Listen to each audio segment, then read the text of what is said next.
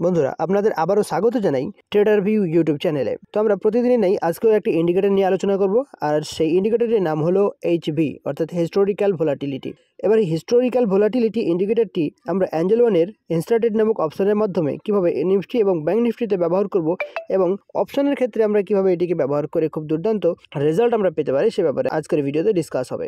তো এর জন্য আমাদের প্রথমত অ্যাঞ্জেল ওয়ান অ্যাপ্লিকেশনটি ওপেন করে নিতে হবে, এরপর ডিসকভার অপশনে ক্লিক করতে হবে, এরপর ইনস্ট্রাটেড নামক অপশনটি খুলে নিতে হবে। তো এখানে আপনারা দেখতে পাচ্ছেন আমরা বর্তমানে নিফটির চার্টে চলে এসেছি। এখানে আমরা চাইলে ব্যাংক নিফটির চার্টেও এটিকে অ্যাপ্লাই করে দেখতে পারি। তো চলুন এবার এটিকে আমরা ব্যাংক নিফটির চার্টে অ্যাপ্লাই করে আপনাদের দেখানোর চেষ্টা করি।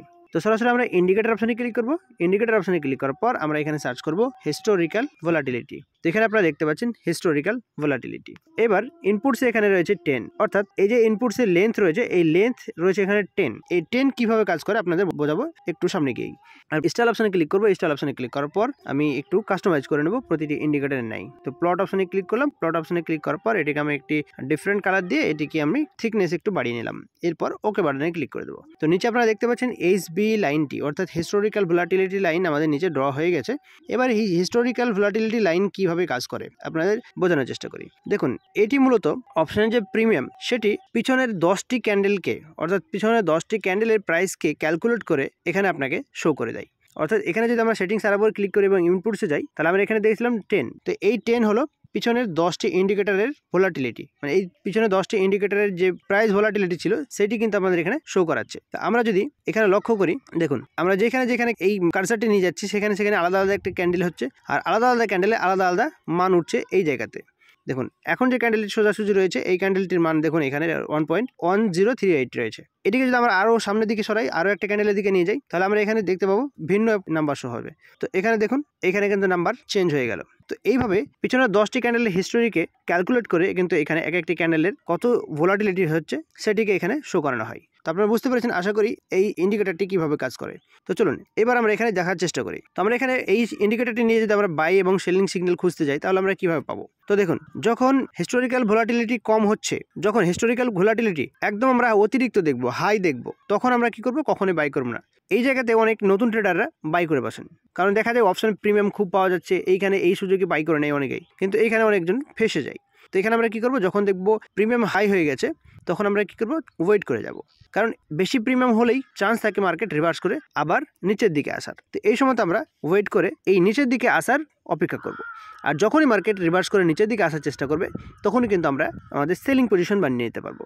তো এর উল্টোটাই, যখন মার্কেটে দেখবো আমরা এই হিস্টোরিক্যাল ভোলাটিলিটি খুব কম দেখা যাচ্ছে, অর্থাৎ একদম ডাউনে চলে গেছে, তখন আমরা কি করব, তখন আমরা আবার ওয়েট করব আমরা মার্কেট রিভার্স করার, অর্থাৎ মার্কেট কখন রিভার্স করছে সেই অপেক্ষায় থাকবো। এবং যখনই মার্কেট রিভার্স করে যাবে এবং বাইং সাইডে যখন আমরা দেখবো প্রিমিয়াম বাড়তে শুরু করেছে তখন আমরা কিন্তু আবার বাইং পজিশন বানিয়ে নিতে পারবো। তো বেসিক্যালি এই এইচবি ইন্ডিকেটর অর্থাৎ হিস্টোরিক্যাল ভোলাটিলিটি ইন্ডিকেটরটি আমাদের মার্কেটে এইভাবে হিস্টোরিকে বোঝানোর চেষ্টা করে, অর্থাৎ পিছনে 10টি ক্যান্ডেলের হিস্টোরিকে ক্যালকুলেট করে প্রেজেন্ট ক্যান্ডেলের রেজাল্ট আমাদের কাছে শো করে দেয়। তো যদি আপনারা এই ইন্ডিকেটরটিকে ভালো মতো রিসার্চ করে ব্যবহার করতে পারেন মার্কেটে, তাহলে কিন্তু খুবই উপকারী হতে পারে আপনাদের। তো আশা করি বুঝতে পারছেন এই ইন্ডিকেটরটি কী কাজে ব্যবহার হয় এবং এটিকে কিভাবে আপনারা ব্যবহার করতে পারেন। তো এখানে যদি আমরা একটু সেলিং সিগন্যাল ব্যাপার দেখি তাহলে আমরা এখানে বুঝতে পারবো। দেখুন এই দুটি ক্যান্ডেলকে দেখুন, এই যে পরপর দুটি বুলিশ ক্যান্ডেল তৈরি হয়েছে, এই বুলিশ ক্যান্ডেলের দেখুন এখানে একটি ক্যান্ডেলের মান হলো 80 অর্থাৎ 3.3155। আর আমরা যদি এর পরের ক্যান্ডেলটি অর্থাৎ পরের বুলিশ ক্যান্ডেলটি দেখি তাহলে এখানে দেখতে পাচ্ছি 3.3623।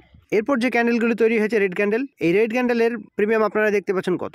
তাহলে রেড ক্যান্ডেলের প্রিমিয়াম কিন্তু আমরা এখানে বেশি পেয়ে যাচ্ছি, অর্থাৎ আমরা এখানে যদি সেলিং পজিশন বানিয়ে নিতাম তাহলে আমরা কিন্তু এখানে দুর্দান্ত পয়েন্ট আমরা ক্যাচ করতে পারতাম। তো এখানে সেলিং পজিশন যখন আমরা এখানে আইডেন্টিফাই করব, তো সেলিং পজিশন আইডেন্টিফাই করার পর আমাদের কি করতে হবে, বাই পুট অপশনে ক্লিক করার পর এখানে যে আপনার স্ট্রাইক প্রাইস রয়েছে, এখানে আপনি দুটো স্ট্রাইক প্রাইস দেখতে পাচ্ছেন, কারেন্ট স্ট্রাইক প্রাইস, এর মধ্যে যে কোনো একটি স্ট্রাইক প্রাইসকে আপনি সিলেক্ট করে প্রসিড বাটনে ক্লিক করবেন। প্রসিড বাটনে ক্লিক করার পর এই জায়গাতে কোয়ান্টিটি সিলেক্ট করবেন, এরপর আপনি ইন্ট্রাডে যদি নিতে চান ইন্ট্রাডে সিলেক্ট করবেন, এরপর ক্যারি ফরওয়ার্ড যদি নিতে চান ক্যারি ফরওয়ার্ডে সিলেক্ট করবেন। আপনি চাইলে লিমিট অর্ডার রাখতে পারেন অথবা মার্কেট অর্ডারও রাখতে পারেন। এরপর আপনাকে বাই অপশনে ক্লিক করে দিতে হবে। তো বাই অপশনে যখনই ক্লিক করবেন আপনার সামনে কনফার্ম বাই অপশন চলে আসবে। কনফার্ম বাই অপশনে ক্লিক করতে আপনার অর্ডারটি কিন্তু এক্সিকিউট হয়ে যাবে। তো আপনারা বুঝতে পারছেন বন্ধুরা, এইভাবে এইসব ইন্ডিকেটরগুলিকে ব্যবহার করে ইনস্ট্রাটেডের মাধ্যমে খুব সহজেই আপনারা মার্কেটে বাই এবং সেল করতে পারেন। আশা করি এই ইন্ডিকেটরটির ব্যাপারে খুব সহজেই বুঝে গেছেন। তো বন্ধুরা, ভিডিওটি কেমন লেগেছে অবশ্যই কমেন্ট করে জানাবেন। ভিডিওটি ভালো লাগলে অবশ্যই লাইক কমেন্ট শেয়ার করতে ভুলবেন না।